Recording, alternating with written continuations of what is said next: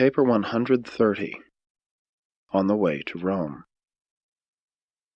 The tour of the Roman world consumed most of the 28th and the entire 29th year of Jesus' life on earth. Jesus and the two natives from India, Gonad and his son Ganid, left Jerusalem on a Sunday morning, April 26, A.D. 22. They made their journey according to schedule, and Jesus said goodbye to the father and son in the city of Charax on the Persian Gulf on the 10th day of December the following year, A.D. 23. From Jerusalem they went to Caesarea by way of Joppa. At Caesarea they took a boat for Alexandria.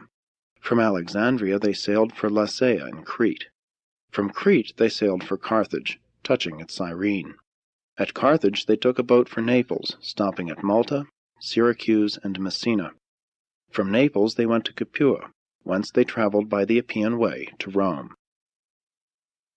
After their stay in Rome, they went overland to Tarentum, where they set sail for Athens in Greece, stopping at Nicopolis and Corinth.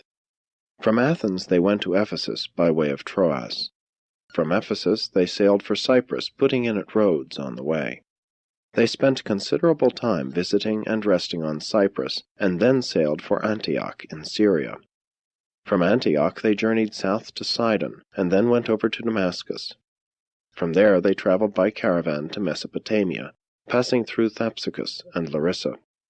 They spent some time in Babylon, visited Ur and other places, and then went to Susa.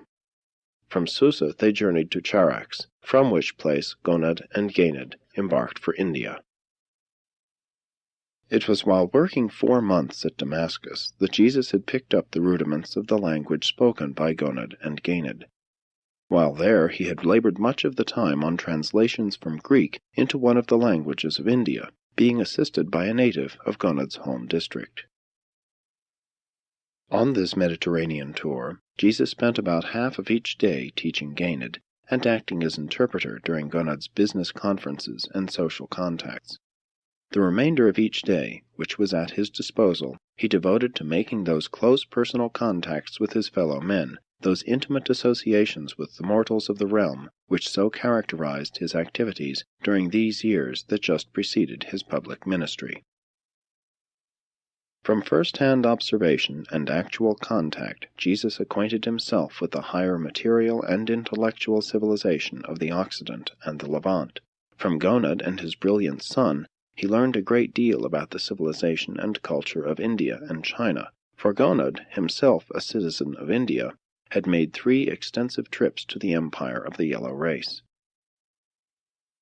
Ganid, the young man, learned much from Jesus during this long and intimate association. They developed a great affection for each other, and the lad's father many times tried to persuade Jesus to return with them to India, but Jesus always declined, pleading the necessity for returning to his family in Palestine. 1. At Joppa. Discourse on Jonah. During their stay in Joppa, Jesus met Godiah, a Philistine interpreter who worked for one Simon, a tanner. Gonad's agents in Mesopotamia had transacted much business with this Simon, so Gonad and his son desired to pay him a visit on their way to Caesarea. While they tarried at Joppa, Jesus and Godiah became warm friends. This young Philistine was a truth-seeker. Jesus was a truth-giver. He was the truth for that generation on Urantia. When a great truth-seeker and a great truth-giver meet, the result is a great and liberating enlightenment born of the experience of new truth. One day after the evening meal, Jesus and the young Philistine strolled down by the sea, and Godiah, not knowing that this scribe of Damascus was so well versed in the Hebrew traditions, pointed out to Jesus the ship landing from which it was reputed that Jonah had embarked on his ill-fated voyage to Tarshish. And when he had concluded his remarks, he asked Jesus this question, "But do you suppose the big fish really did swallow Jonah?" Jesus perceived that this young man's life had been tremendously influenced by this tradition, and that its contemplation had impressed upon him the folly of trying to run away from duty. Jesus therefore said nothing that would suddenly destroy the foundation of Godiah's present motivation for practical living. In answering this question, Jesus said, My friend, we are all Jonahs with lives to live in accordance with the will of God, and at all times when we seek to escape the present duty of living by running away to far-off enticements, we thereby put ourselves in the immediate control of those influences which are not directed by the powers of truth and the forces of righteousness. The flight from duty is the sacrifice of truth. The escape from the service of light and life can only result in those distressing conflicts with the difficult wails of selfishness which lead eventually to the darkness and death, unless such God-forsaking Jonahs shall turn their hearts, even when in the very depths of despair, to seek after God and His goodness. And when such disheartened souls sincerely seek for God, hunger for truth and thirst for righteousness, there is nothing that can hold them in further captivity. No matter into what great depths they may have fallen, when they seek the light with a whole heart, the Spirit of the Lord God of heaven will deliver them from their captivity. The evil circumstances of life will spew them out upon the dry land of fresh opportunities for renewed service and wiser living. Godiah was mightily moved by Jesus' teaching, and they talked long into the night by the seaside, and before they went to their lodgings they prayed together and for each other.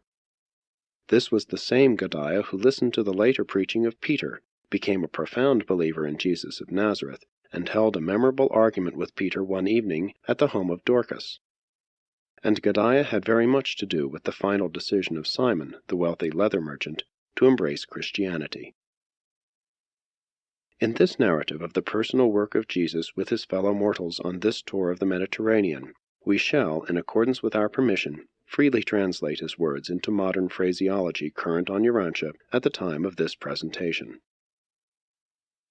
Jesus' last visit with Godiah had to do with the discussion of good and evil. This young Philistine was much troubled by a feeling of injustice because of the presence of evil in the world alongside the good. He said, "How can God, if He is infinitely good, permit us to suffer the sorrows of evil? After all, who creates evil?" It was still believed by many in those days that God creates both good and evil, but Jesus never taught such error. In answering this question, Jesus said, "My brother, God is love. Therefore He must be good, and His goodness is so great and real that it cannot contain the small and unreal things of evil. God is so positively good that there is absolutely no place in Him for negative evil. Evil is the immature choosing and the unthinking misstep of those who are resistant to goodness, rejectful of beauty, and disloyal to truth. Evil is only the misadaptation of immaturity or the disruptive and distorting influence of ignorance. Evil is the inevitable darkness which follows upon the heels of the unwise rejection of light. Evil is that which is dark and untrue, and which, when consciously embraced and willfully endorsed, becomes sin. Your Father in heaven, by endowing you with the power to choose between truth and error, created the potential negative of the positive way of light and life. But such errors of evil are really non-existent until such a time as an intelligent creature wills their existence by mischoosing the way of life. And then are such evils later exalted into sin by the knowing and deliberate choice of such a willful and rebellious creature. This is why our Father in heaven permits the good and the evil to go along together until the end of life, just as nature allows the wheat and the tares to grow side by side until the harvest. Godiah was fully satisfied with Jesus' answer to his question after their subsequent discussion had made clear to his mind the real meaning of these momentous statements. 2. At Caesarea. Jesus and his friends tarried in Caesarea beyond the time expected because one of the huge steering paddles of the vessel on which they intended to embark was discovered to be in danger of cleaving. The captain decided to remain in port while a new one was being made. There was a shortage of skilled woodworkers for this task, so Jesus volunteered to assist. During the evenings, Jesus and his friends strolled about on the beautiful wall which served as a promenade around the port. Gain had greatly enjoyed Jesus' explanation of the water system of the city and the technique whereby the tides were utilized to flush the city streets and sewers. This youth of India was much impressed with the Temple of Augustus, situated upon an elevation and surmounted by a colossal statue of the Roman emperor. The second afternoon of their stay, the three of them attended a performance in the enormous amphitheatre, which could seat 20,000 persons, and that night they went to a Greek play at the theatre. These were the first exhibitions of this sort Ganid had ever witnessed, and he asked Jesus many questions about them. On the morning of the third day they paid a formal visit to the governor's palace, for Caesarea was the capital of Palestine and the residence of the Roman procurator. At their inn there also lodged a merchant from Mongolia, and since this far easterner talked Greek fairly well, Jesus had several long visits with him. This man was much impressed with Jesus' philosophy of life, and never forgot his words of wisdom regarding the living of the heavenly life while on earth by means of daily submission to the will of the Heavenly Father. This merchant was a Taoist, and he had thereby become a strong believer in the doctrine of a universal deity. When he returned to Mongolia, he began to teach these advanced truths to his neighbors and to his business associates, and as a direct result of such activities, his eldest son decided to become a Taoist priest. This young man exerted a great influence in behalf of advanced truth throughout his lifetime, and was followed by a son and a grandson, who likewise were devotedly loyal to the doctrine of the one God, the supreme ruler of heaven. While the eastern branch of the early Christian Church, having its headquarters at Philadelphia, held more faithfully to the teachings of Jesus than did the Jerusalem brethren, it was regrettable that there was no one like Peter to go into China, or like Paul to enter India, where the spiritual soil was then so favorable for planting the seed of the new gospel of the kingdom. These very teachings of Jesus, as they were held by the Philadelphians, would have made just such an immediate and effective appeal to the minds of the spiritually hungry Asiatic peoples as did the preaching of Peter and Paul in the West. One of the young men who worked with Jesus one day on the steering paddle became much interested in the words which he dropped from hour to hour as they toiled in the shipyard.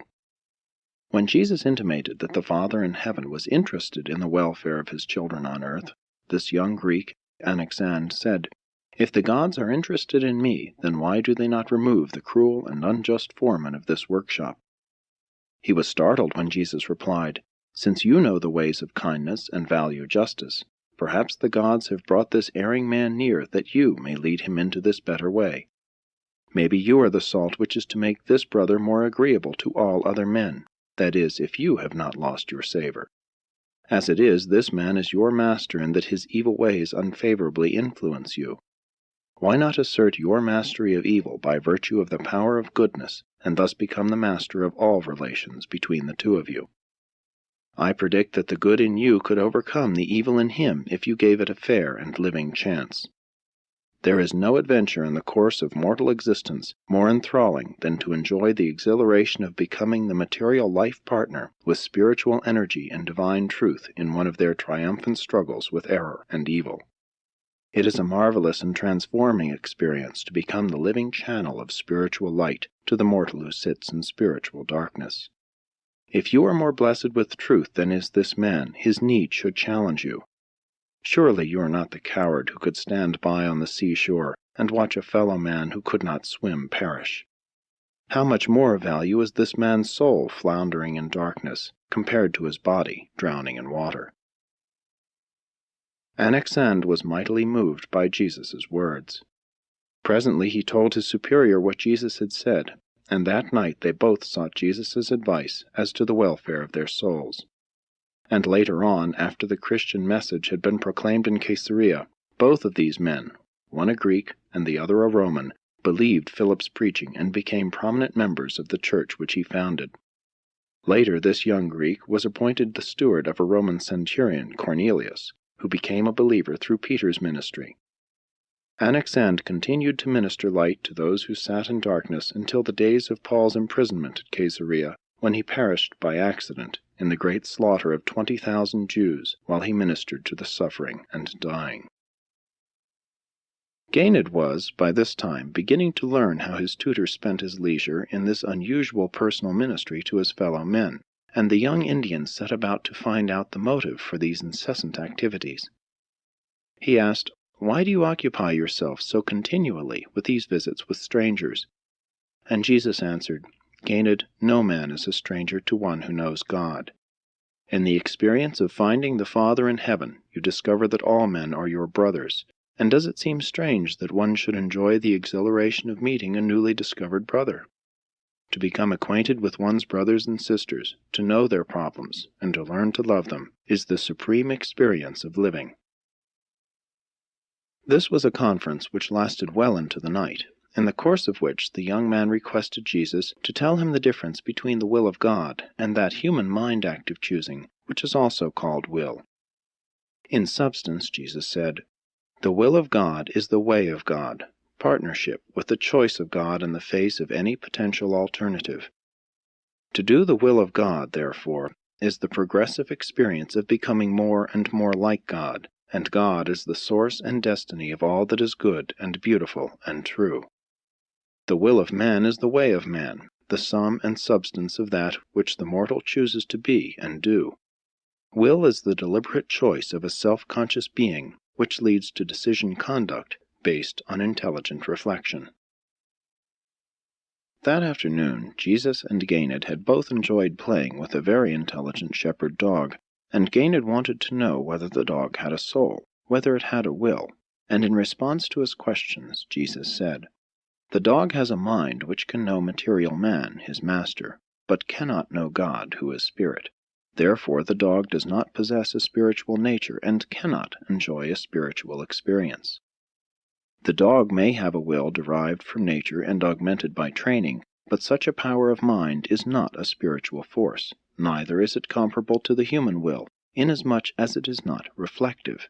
It is not the result of discriminating higher and moral meanings or choosing spiritual and eternal values.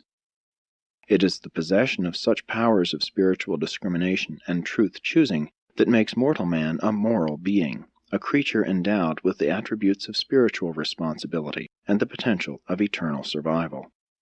Jesus went on to explain that it is the absence of such mental powers in the animal which makes it forever impossible for the animal world to develop language in time, or to experience anything equivalent to personality survival in eternity. As a result of this day's instruction, Ganid never again entertained belief in the transmigration of the souls of men into the bodies of animals. The next day, Ganid talked all this over with his father, and it was in answer to Gonad's question that Jesus explained that human wills which are fully occupied with passing only upon temporal decisions having to do with the material problems of animal existence are doomed to perish in time. Those who make wholehearted moral decisions and unqualified spiritual choices are thus progressively identified with the indwelling and divine spirit, and thereby are they increasingly transformed into the values of eternal survival, unending progression of divine service. It was on this same day that we first heard that momentous truth which, stated in modern terms, would signify, will is that manifestation of the human mind which enables the subjective consciousness to express itself objectively and to experience the phenomenon of aspiring to be godlike. And it is in this same sense that every reflective and spiritually minded human being can become creative. 3. At Alexandria. It had been an eventful visit at Caesarea, and when the boat was ready, Jesus and his 2 friends departed at noon one day for Alexandria in Egypt. The 3 enjoyed a most pleasant passage to Alexandria. Ganid was delighted with the voyage and kept Jesus busy answering questions. As they approached the city's harbor, the young man was thrilled by the great lighthouse of Pharos, located on the island which Alexander had joined by a mole to the mainland, thus creating 2 magnificent harbors and thereby making Alexandria the maritime commercial crossroads of Africa, Asia, and Europe. This great lighthouse was one of the 7 wonders of the world and was the forerunner of all subsequent lighthouses. They arose early in the morning to view this splendid life-saving device of man, and amidst the exclamations of Ganid, Jesus said, "And you, my son, will be like this lighthouse when you return to India.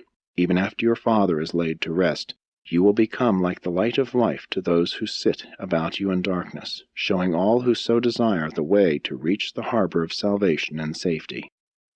And as Ganid squeezed Jesus' hand, he said, "I will." And again we remark that the early teachers of the Christian religion made a great mistake when they so exclusively turned their attention to the Western civilization of the Roman world.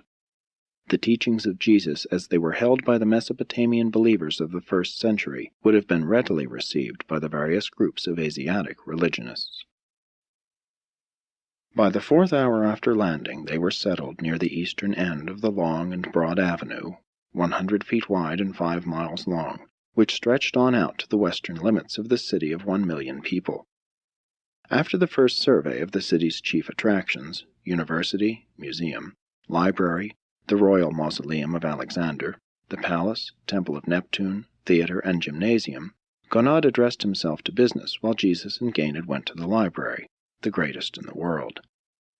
Here were assembled nearly 1,000,000 manuscripts from all the civilized world: Greece, Rome, Palestine, Parthia, India, China, and even Japan. In this library Gained saw the largest collection of Indian literature in all the world, and they spent some time here each day throughout their stay in Alexandria. Jesus told Gained about the translation of the Hebrew Scriptures into Greek at this place, and they discussed again and again all the religions of the world, Jesus endeavoring to point out to this young mind the truth in each, always adding, "But Yahweh is the God developed from the revelations of Melchizedek and the covenant of Abraham." The Jews were the offspring of Abraham, and subsequently occupied the very land wherein Melchizedek had lived and taught, and from which he sent teachers to all the world, and their religion eventually portrayed a clearer recognition of the Lord God of Israel as the universal Father in heaven than any other world religion. Under Jesus' direction, Gained made a collection of the teachings of all those religions of the world which recognized a universal deity, even though they might also give more or less recognition to subordinate deities. After much discussion, Jesus and Gained decided that the Romans had no real God in their religion, that their religion was hardly more than emperor worship. The Greeks, they concluded, had a philosophy, but hardly a religion with a personal God. The mystery cults they discarded because of the confusion of their multiplicity, and because their varied concepts of deity seemed to be derived from other and older religions.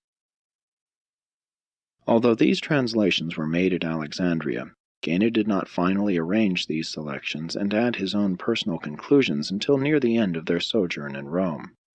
He was much surprised to discover that the best of the authors of the world's sacred literature all more or less clearly recognized the existence of an eternal God, and were much in agreement with regard to his character and his relationship with mortal man. Jesus and Gained spent much time in the museum during their stay in Alexandria. This museum was not a collection of rare objects, but rather a university of fine art, science, and literature. Learned professors here gave daily lectures, and in those times this was the intellectual center of the Occidental world.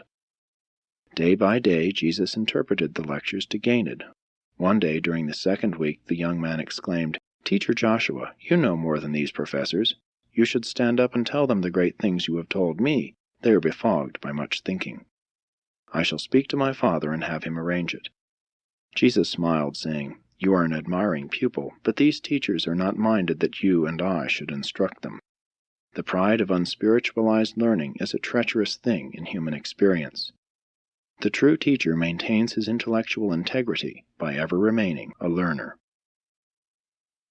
Alexandria was the city of the blended culture of the Occident, and next to Rome the largest and most magnificent in the world. Here was located the largest Jewish synagogue in the world, the seat of government of the Alexandria Sanhedrin, the 70 ruling elders. Among the many men with whom Gonaud transacted business was a certain Jewish banker, Alexander, whose brother, Philo, was a famous religious philosopher of that time. Philo was engaged in the laudable but exceedingly difficult task of harmonizing Greek philosophy and Hebrew theology. Gained and Jesus talked much about Philo's teachings, and expected to attend some of his lectures, but throughout their stay at Alexandria, this famous Hellenistic Jew lay sick abed. Jesus commended to Gained much in the Greek philosophy and the Stoic doctrines, but he impressed upon the lad the truth that these systems of belief, like the indefinite teachings of some of his own people, were religions only in the sense that they led men to find God and enjoy a living experience in knowing the eternal. 4. Discourse on Reality. The night before they left Alexandria, Gaynor and Jesus had a long visit with one of the government professors at the university who lectured on the teachings of Plato. Jesus interpreted for the learned Greek teacher, but injected no teaching of his own in refutation of the Greek philosophy. Gaynor was away on business that evening, so after the professor had departed, the teacher and his pupil had a long and heart-to-heart talk about Plato's doctrines. While Jesus gave qualified approval of some of the Greek teachings, which had to do with the theory that the material things of the world are shadowy reflections of invisible but more substantial spiritual realities, he sought to lay a more trustworthy foundation for the lad's thinking, so he began a long dissertation concerning the nature of reality in the universe. In substance, and in modern phraseology, Jesus said to Gaynor, "The source of universe reality is the infinite. The material things of finite creation are the time-space repercussions of the paradise pattern and the universal mind of the eternal God. Causation in the physical world, self-consciousness in the intellectual world, and progressing selfhood in the spirit world, these realities, projected on a universal scale, combined in eternal relatedness, and experienced with perfection of quality and divinity of value, constitute the reality of the Supreme. But in an ever-changing universe, the original personality of causation, intelligence, and spirit experience is changeless, absolute. All things, even in an eternal universe of limitless values and divine qualities, may, and oftentimes do, change except the absolutes and that which has attained the physical status, intellectual embrace, or spiritual identity, which is absolute. The highest level to which a finite creature can progress is the recognition of the universal Father and the knowing of the Supreme. And even then, such beings of finality destiny go on experiencing change in the motions of the physical world and in its material phenomena. Likewise do they remain aware of selfhood progression in their continuing ascension of the spiritual universe, and of growing consciousness in their deepening appreciation of and response to the intellectual cosmos. Only in the perfection, harmony, and unanimity of will can the creature become as one with the Creator, and such a state of divinity is attained and maintained only by the creature's continuing to live in time and eternity by consistently conforming his finite personal will to the divine will of the Creator. Always must the desire to do the Father's will be supreme in the soul and dominant over the mind of an ascending Son of God. A one-eyed person can never hope to visualize depth of perspective. Neither can single-eyed material scientists nor single-eyed spiritual mystics and allegorists correctly visualize and adequately comprehend the true depths of universe reality. All true values of creature experience are concealed in depth of recognition. Mindless causation cannot evolve the refined and complex from the crude and the simple. Neither can spiritless experience evolve the divine characters of eternal survival from the material minds of the mortals of time. The one attribute of the universe which so exclusively characterizes the infinite deity is this unending creative bestowal of personality which can survive in progressive deity attainment. Personality is that cosmic endowment, that phase of universal reality, which can coexist with unlimited change and at the same time retain its identity in the very presence of all such changes, and forever afterward. Life is an adaptation of the original cosmic causation to the demands and possibilities of universe situations, and it comes into being by the action of the universal mind and the activation of the spirit spark of the God who is Spirit. The meaning of life is its adaptability. The value of life is its progressibility, even to the heights of God consciousness. Misadaptation of self-conscious life to the universe results in cosmic disharmony. Final divergence of personality will from the trend of the universes terminates in intellectual isolation, personality segregation. Loss of the indwelling spirit pilot supervenes in spiritual cessation of existence. Intelligent and progressing life becomes then, in and of itself, an incontrovertible proof of the existence of a purposeful universe expressing the will of a divine Creator. And this life, in the aggregate, struggles toward higher values, having for its final goal the universal Father. Only in degree does man possess mind above the animal level aside from the higher and quasi-spiritual ministrations of intellect. Therefore animals, not having worship and wisdom, cannot experience superconsciousness, consciousness of consciousness. The animal mind is only conscious of the objective universe. Knowledge is the sphere of the material or fact-discerning mind. Truth is the domain of the spiritually endowed intellect that is conscious of knowing God. Knowledge is demonstrable. Truth is experienced. Knowledge is a possession of the mind. Truth an experience of the soul, the progressing self.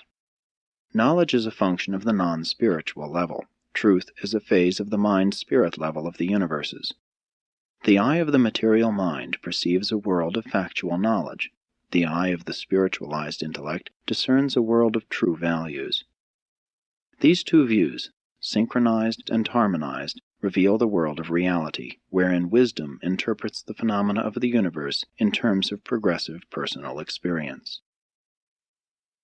Error, evil, is the penalty of imperfection. The qualities of imperfection or facts of misadaptation are disclosed on the material level by critical observation and by scientific analysis, on the moral level by human experience. The presence of evil constitutes proof of the inaccuracies of mind and the immaturity of the evolving self. Evil is, therefore, also a measure of imperfection in universe interpretation.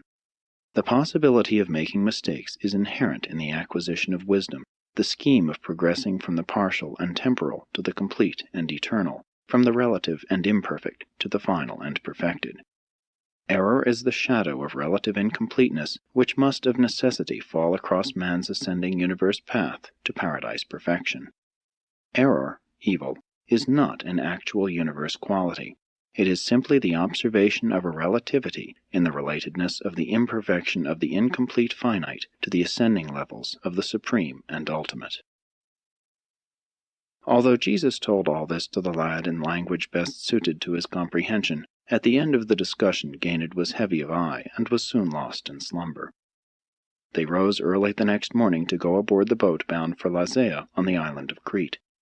But before they embarked, the lad had still further questions to ask about evil, to which Jesus replied. Evil is a relativity concept.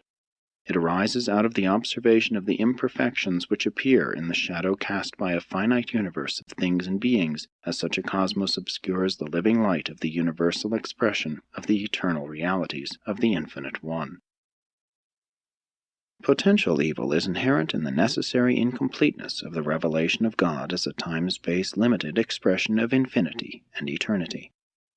The fact of the partial and the presence of the complete constitutes relativity of reality, creates necessity for intellectual choosing, and establishes value levels of spirit recognition and response. The incomplete and finite concept of the infinite which is held by the temporal and limited creature mind is, in and of itself, potential evil. But the augmenting error of unjustified deficiency in reasonable spiritual rectification of these originally inherent intellectual disharmonies and spiritual insufficiencies is equivalent to the realization of actual evil. All static, dead concepts are potentially evil. The finite shadow of relative and living truth is continually moving. Static concepts invariably retard science, politics, society, and religion. Static concepts may represent a certain knowledge, but they are deficient in wisdom and devoid of truth.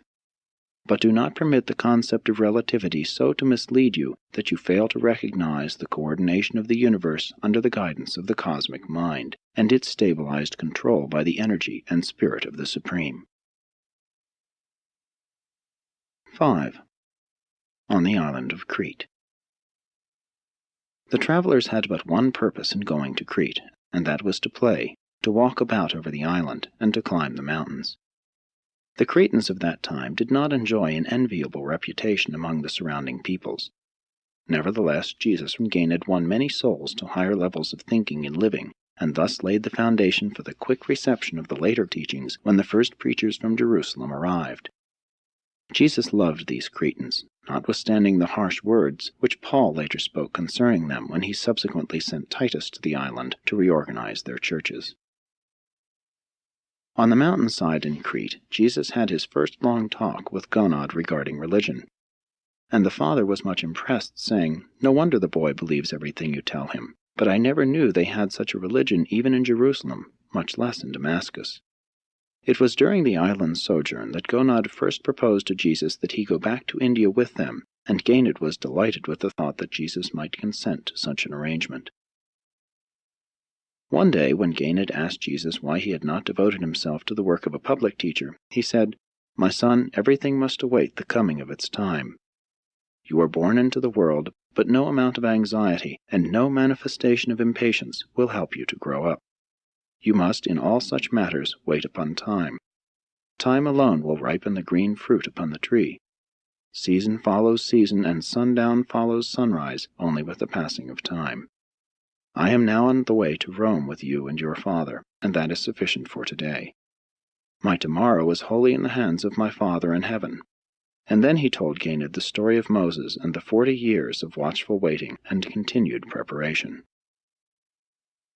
One thing happened on a visit to Fair Havens which Ganid never forgot. The memory of this episode always caused him to wish he might do something to change the caste system of his native India. A drunken degenerate was attacking a slave girl on the public highway. When Jesus saw the plight of the girl, he rushed forward and drew the maiden away from the assault of the madman. While the frightened child clung to him, he held the infuriated man at a safe distance by his powerful extended right arm until the poor fellow had exhausted himself, beating the air with his angry blows. Ganid felt a strong impulse to help Jesus handle the affair, but his father forbade him. Though they could not speak the girl's language, she could understand their act of mercy and gave token of her heartfelt appreciation as they all three escorted her home. This was probably as near a personal encounter with his fellows as Jesus ever had throughout his entire life in the flesh. But he had a difficult task that evening, trying to explain to Ganid why he did not smite the drunken man. Ganid thought this man should have been struck at least as many times as he had struck the girl. 6. The young man who was afraid. While they were up in the mountains, Jesus had a long talk with a young man who was fearful and downcast. Failing to derive comfort and courage from association with his fellows, this youth had sought the solitude of the hills. He had grown up with a feeling of helplessness and inferiority. These natural tendencies had been augmented by numerous difficult circumstances which the lad had encountered as he grew up, notably the loss of his father when he was 12 years of age. As they met, Jesus said, "Greetings, my friend. Why so downcast on such a beautiful day? If something has happened to distress you, perhaps I can in some manner assist you. At any rate, it affords me real pleasure to proffer my services." The young man was disinclined to talk, and so Jesus made a second approach to his soul, saying, "I understand you come up into these hills to get away from folks, so of course you do not want to talk with me, but I would like to know whether you are familiar with these hills. Do you know the direction of the trails? And perchance, could you inform me as to the best route to Phoenix?" Now this youth was very familiar with these mountains, and he really became much interested in telling Jesus the way to Phoenix, so much so that he marked out all the trails on the ground and fully explained every detail. But he was startled and made curious when Jesus, after saying goodbye and making as if he were taking leave, suddenly turned to him, saying, "I well know you wish to be left alone with your disconsolation, but it would be neither kind nor fair for me to receive such generous help from you as to how best to find my way to Phoenix, and then unthinkingly to go away from you without making the least effort to answer your appealing request for help and guidance regarding the best route to the goal of destiny which you seek in your heart while you tarry here on the mountainside. As you so well know the trails to Phoenix, having traversed them many times, so do I well know the way to the city of your disappointed hopes and thwarted ambitions. And since you have asked me for help, I will not disappoint you." The youth was almost overcome, but he managed to stammer out, "But I did not ask you for anything." And Jesus, laying a gentle hand on his shoulder, said, "No, son, not with words, but with longing looks did you appeal to my heart. My boy, to one who loves his fellows, there is an eloquent appeal for help in your countenance of discouragement and despair. Sit down with me while I tell you of the service trails and happiness highways which lead from the sorrows of self to the joys of loving activities in the brotherhood of men and in the service of the God of heaven." By this time the young man very much desired to talk with Jesus, and he knelt at his feet imploring Jesus to help him, to show him the way of escape from his world of personal sorrow and defeat. Said Jesus, "My friend, arise. Stand up like a man. You may be surrounded with small enemies and be retarded by many obstacles, but the big things and the real things of this world and the universe are on your side. The sun rises every morning to salute you, just as it does the most powerful and prosperous man on earth. Look, you have a strong body and powerful muscles. Your physical equipment is better than the average. Of course, it is just about useless while you sit out here on the mountainside and grieve over your misfortunes, real and fancied. But you could do great things with your body if you would hasten off to where great things are waiting to be done. You are trying to run away from your unhappy self, but it cannot be done. You and your problems of living are real. You cannot escape them as long as you live. But look again, your mind is clear and capable. Your strong body has an intelligent mind to direct it. Set your mind at work to solve its problems. Teach your intellect to work for you. Refuse longer to be dominated by fear like an unthinking animal. Your mind should be your courageous ally in the solution of your life problems, rather than your being, as you have been, its abject fear slave and the bondservant of depression and defeat.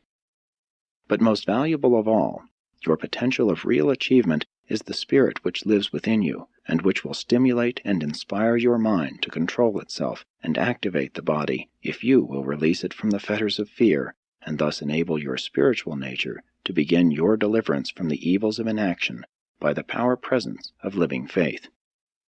And then, forthwith, will this faith vanquish fear of men by the compelling presence of that new and all-dominating love of your fellows, which will so soon fill your soul to overflowing because of the consciousness which has been born in your heart that you are a child of God.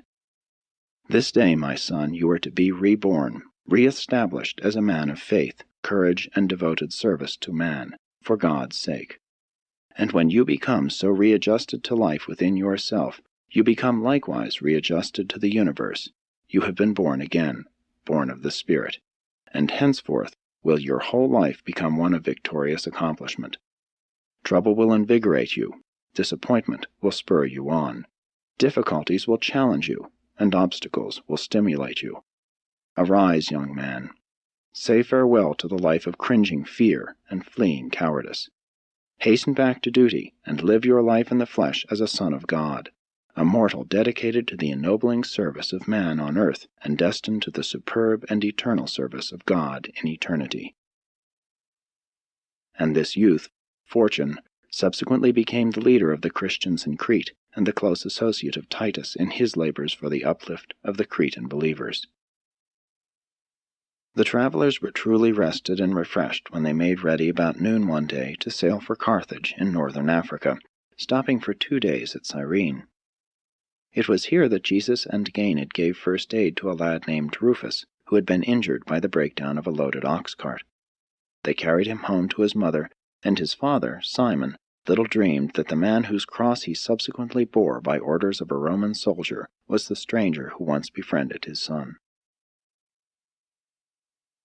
7. At Carthage, Discourse on Time and Space. Most of the time en route to Carthage, Jesus talked with his fellow travelers about things social, political, and commercial. Hardly a word was said about religion.